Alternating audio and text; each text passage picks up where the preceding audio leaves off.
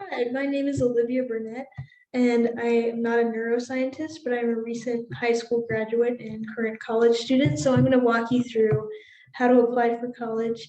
This is geared towards high school seniors, but if you haven't started your senior year, don't worry. There is still plenty of work to be done. So before your senior year starts, I would recommend creating a resume. I'm going to have a separate presentation on that in more detail.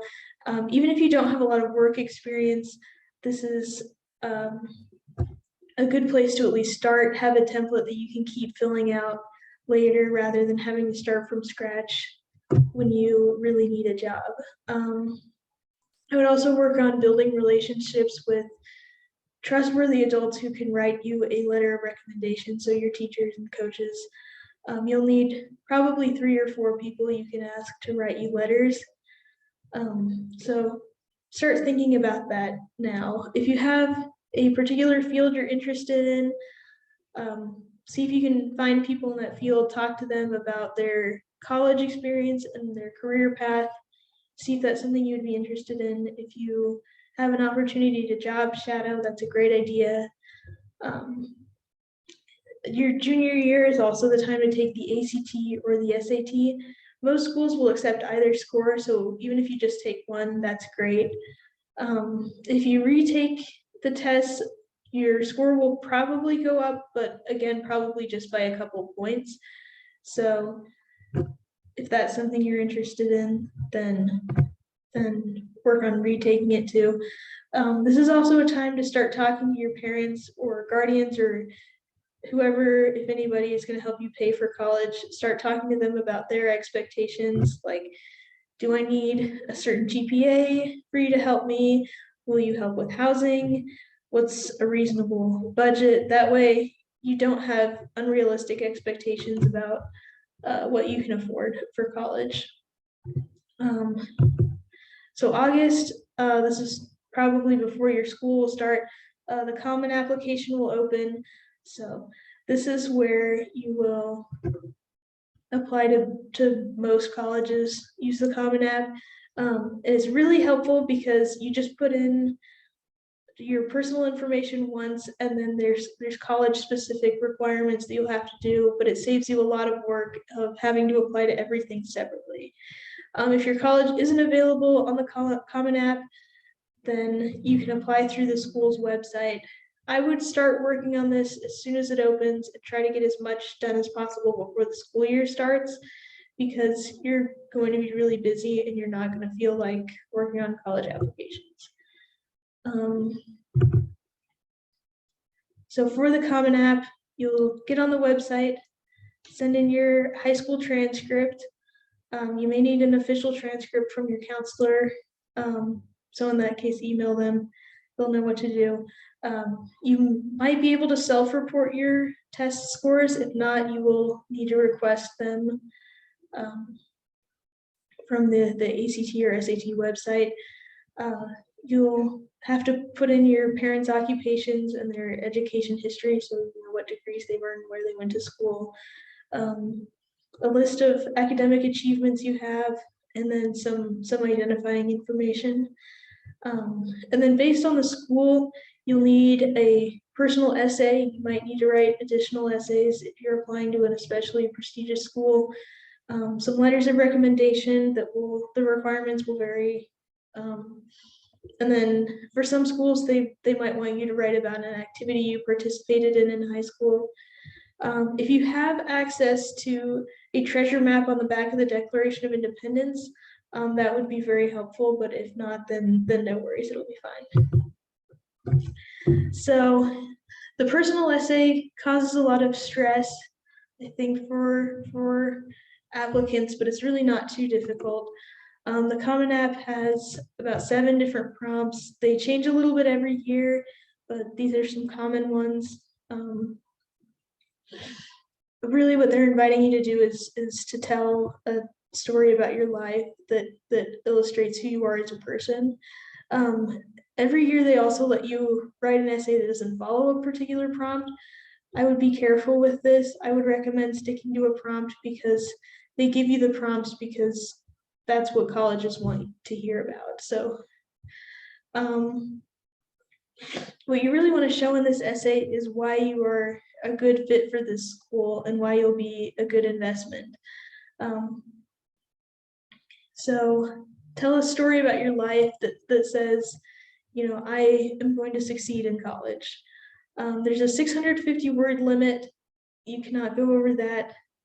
I would write about something creative, something that is in your own voice, but I would not write about COVID. I would not write about a sports injury or a vacation story, something that was just like fun that happened to you or interesting. I'd pick something that has a deeper meaning. There's a link in the presentation to some college essays and how you could work on them. I would also, as you're revising, read it out loud or share it with a friend or a parent and have them check it and make sure that it flows well, that the grammar is good, and it makes sense. So let's talk about how to pick a good story. So the movie Encanto, that would have made a great college essay because we have the interesting story of Mirabelle's magical family and how she's trying to break this curse, and they're singing songs and live in this magical house. But the point of the story is not really about the house or the curse or anything like that. It's a story about how she brings her family closer together and how she, you know, heals bonds between family members that might be broken off. So there's an interesting story with a deeper meaning. So assuming you're not a Disney character, you probably don't have a story that amazing, but you could have a story that's, you know, when I was little, I jumped off the high dive, even though I was really scared. But that's a bad college essay. That's not what colleges want to hear. What they want to hear is, when I was little, I jumped off the high dive, even though I was really scared. Then I learned that I could do things while I was scared. So I'm going to college, even though that's going to be something that's frightening for me, but I'm going to give it my all, just like jumping off the high dive. So if you want to make an okay college essay into a good college essay, you put a point to the story. But again, I would make it something unique and original, and it'll be great. So once the school year starts, start talking to your teachers for letters of recommendation. It may be a little awkward to be like, hey, could you tell a college that I was a pleasure to have in class? But teachers do this every year. They're fine with it.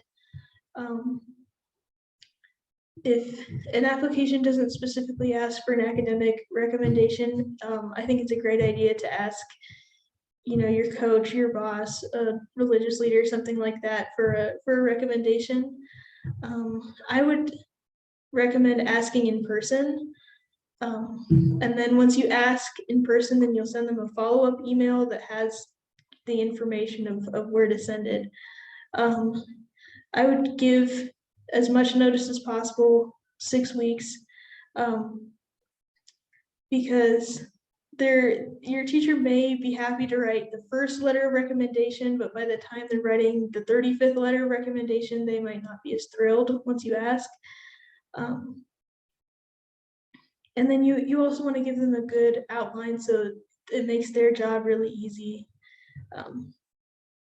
So for teachers that you want to pick, people who you have a good relationship with, if you really enjoyed their class, if you want to study their subject in more detail in college, then those are the sorts of people you want to ask. So once you've asked them, then here's kind of an email template if you want to even just copy this and fill it in. So we tell them what the recommendation is for, why you need it, what you want them to include, where to send it, and when. So here's a filled out example. So we need it for University of Utah for their biology department. So kind of get an idea of what to tailor it to. You have specific examples of what you want to him to write about. So I stayed after class, I tutored other students, I did really well in the midterm. Here's when I need it by, and here's where to send it. So he can say, okay, well, great, I'll write all this into a letter, then click on this link and submit it.